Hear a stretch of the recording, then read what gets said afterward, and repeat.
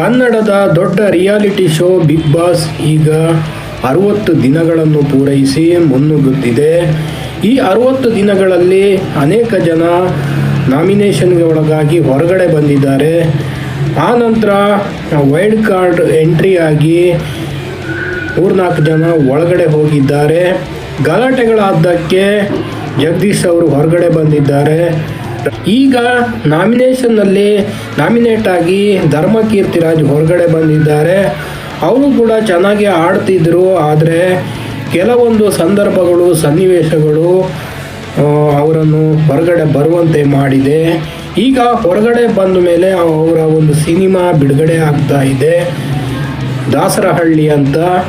ಈ ಸಿನಿಮಾ ಕುಡಿತದ ಚಟಗಳ ಬಗ್ಗೆ ಹೇಳಲಿದೆ ಮತ್ತು ಅದರ ದುಷ್ಪರಿಣಾಮಗಳು ಹೇಗೆ ಅಂತ ಈ ಚಿತ್ರ ಹೇಳಲಿದೆ ಅಂತ ನಿರ್ದೇಶಕರು ಶ್ರೀನಿವಾಸ್ ಅವರು ಹೇಳಿದ್ದಾರೆ.